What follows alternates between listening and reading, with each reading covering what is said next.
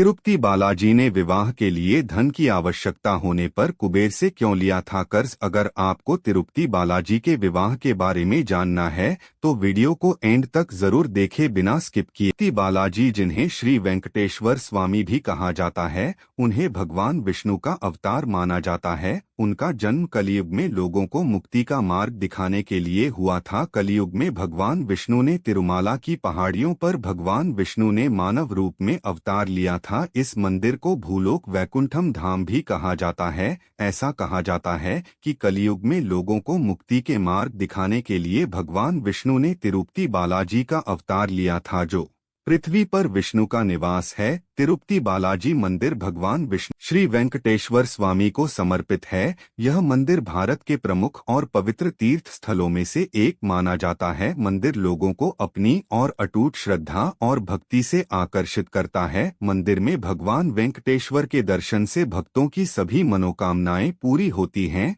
मंदिर से जुड़े कुछ ऐसे रहस्य जो आज भी अनसुलझे हैं। मंदिर में भगवान वेंकटेश्वर की प्रतिमा अलौकिक है और ऐसा माना जाता है कि यहाँ श्री वेंकटेश्वर स्वयं निवास करते हैं। मंदिर के पास भगवान गोविंदराजस्वामी का मंदिर भी है, जो भगवान बालाजी के बड़े भाई को समर्पित है। भगवान तिरुपति बालाजी अवतार भगवान विष्णु ने तिरुपति में वेंकटेश्वर के रूप में अवतार लिया था। यह अवतार उनकी पत्नी माता लक्ष्मी के प्रति उनके प्रेम और समर्पण का प्रतीक है। एक समय की बात है जब ऋषि भृगु ने त्रिदेव ब्रह्मा, विष्णु और महेश की परीक्षा लेने की कोशिश की। इसलिए उन्होंने तीनों देवताओं के निवास स्थान पर जाकर उन्हें अपनी बात सुनने के लिए कहा, लेकिन उन्होंने ध्यान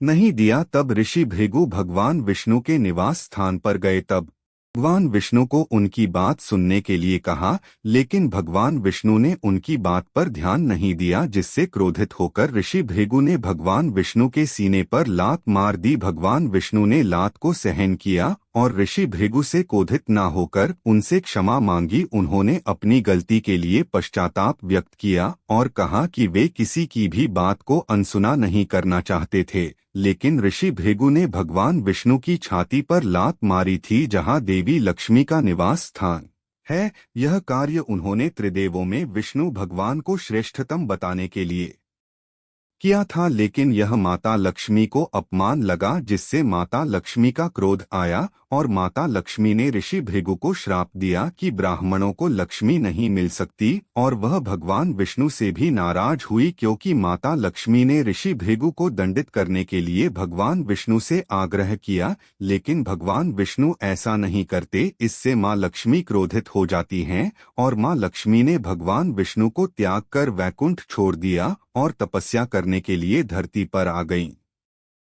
भगवान विष्णु ने माता लक्ष्मी को लाने के लिए धरती लोक पर चारों ओर ध्यान लगाया, लेकिन उन्हें माता लक्ष्मी जी कहीं नहीं मिली। और फिर भगवान विष्णु माता लक्ष्मी को पृथ्वी लोक से वैकुंठ लाने के लिए काफी व्याकुल थे, लेकिन लक्ष्मी माता ने अपने आप को तप और भ्रमित करने की शक्ति से भगवान विष्णु को भ्रमित कर रखा था, जिससे उन्हें वैकुंठ लौटने से रोकने में मदद मिली। इधर लक्ष्मी जी ने धरती पर एक राजा के घर कन्या के रूप में जन्म लिया, जहाँ उनका नाम पद्मावती था।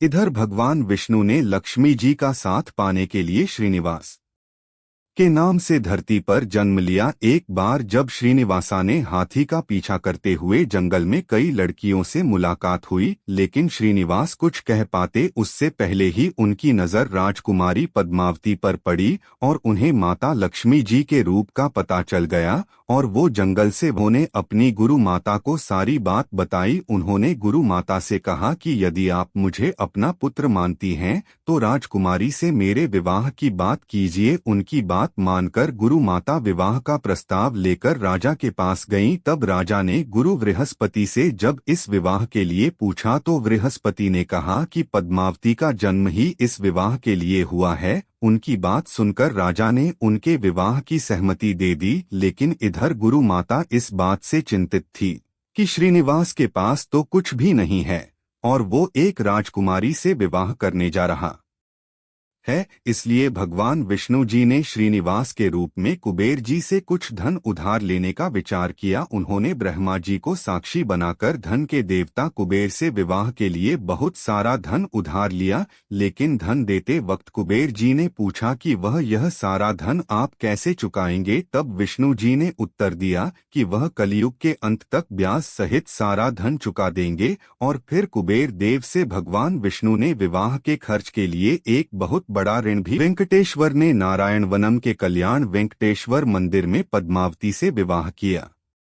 भगवान वेंकटेश्वर को यहाँ दिव्य दूल्हा कहा जाता है और वे कलाई पर कंगन कंकना पहनते हैं। विवाह के बाद भगवान तिरुमाला चले गए, जो वेंकटेश श्रीनिवास के रूप में आंध्र प्रदेश के तिरुपति बालाजी के रूप में विराजमान है। यहाँ कहा जाता है कि हर गुरुवार को जब बालाजी का श्रृंगार हटाया जाता है और स्नान करा के चंदन का लेप हटाने पर भगवान के हृदय में मां लक्ष्मी की आकृति नजर आती है। और कहा जाता है कि बालाजी अपने भक्तों द्वारा चढ़ाए गए प्रसाद से ही वह कुबेर का सारा ऋण चुकाते हैं और बदले में भक्त लड्डू प्रसाद के रूप में प्राप्त करते हैं, इसलिए भक्त उन्हें सबसे अधिक आभूषण चढ़ाते हैं। पौराणिक मान्यताओं के अनुसार जो भी भक्त भगवान विष्णु के वरदान स्वरूप तिरुपति बालाजी में चढ़ावा चढ़ाता है, भगवान उस भक्त को कई गुना धन देते हैं और इससे धन के देवता कुबेर भी प्रसन्न होते हैं। अगर आपको हमारी वीडियो अच्छी लगी हो तो वीडियो के कमेंट बॉक्स पर जाकर कमेंट करें, चैनल को सब्सक्राइब करें